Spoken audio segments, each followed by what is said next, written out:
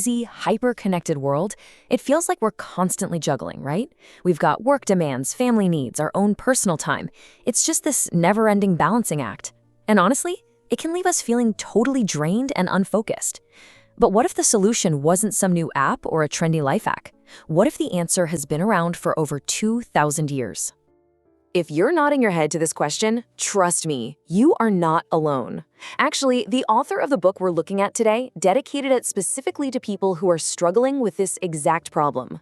It's a super modern challenge, but the solution, well, it might be way older than you think. So let's get into it. Our guide for this journey is Chanakya. He was a master strategist and philosopher in ancient India. And this book, Chanakya in Daily Life, basically translates his incredible insights into a practical blueprint. And it's not just for ancient kings, it's for any of us looking to find a little more purpose and balance in our day-to-day. Okay, so where do we even begin?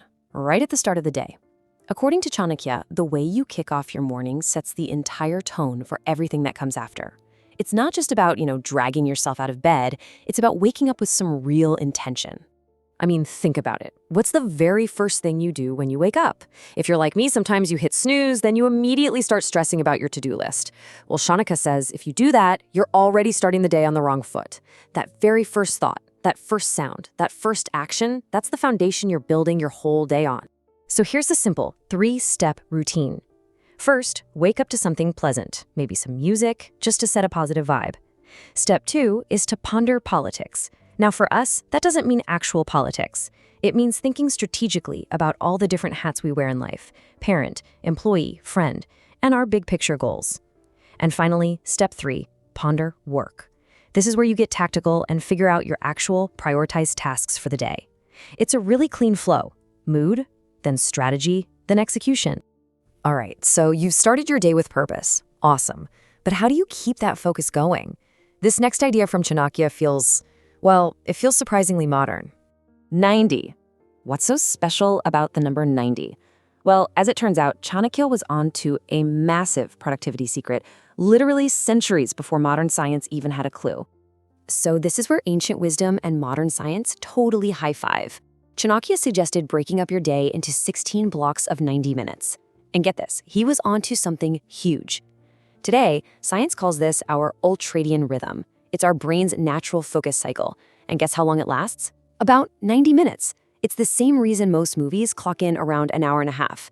The takeaway here is so simple but so powerful. Work in focused 90-minute sprints.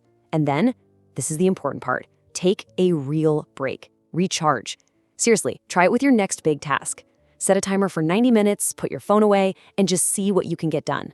Okay, so we've got a daily routine and we've got a structure for staying focused, but what are we actually focusing on?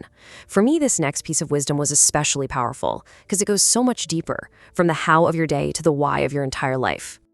The concept is called swadharma.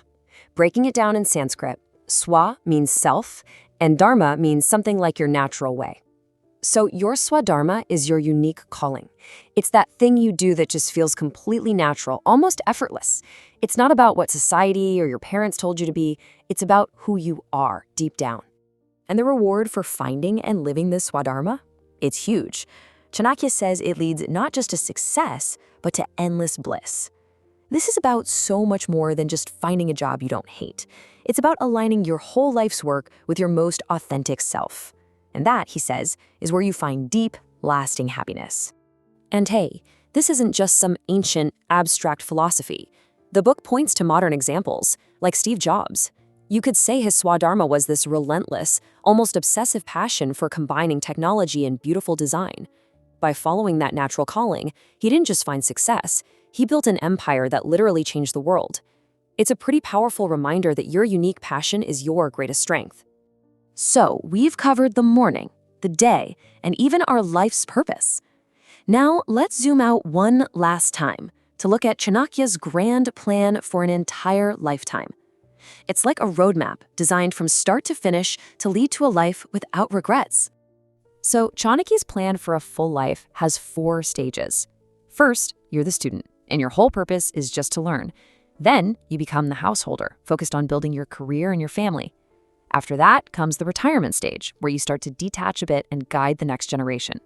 And finally, you have the monk stage, where the focus is purely on self-realization. See how each stage has a clear purpose and builds on the last one? And that right there is the ultimate promise. As the author, Radhakrishnan Pillai, puts it, if you follow this wisdom, you're getting a framework so complete that when you get to the end of your life and look back, you'll feel a sense of purpose and completion, not regret. It's all about living intentionally, every step of the way.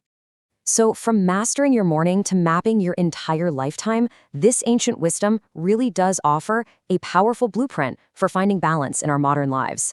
They say a life well lived leaves no room for regret. So the only question left is, what are you going to build with your time? What's your story going to be? Please do subscribe.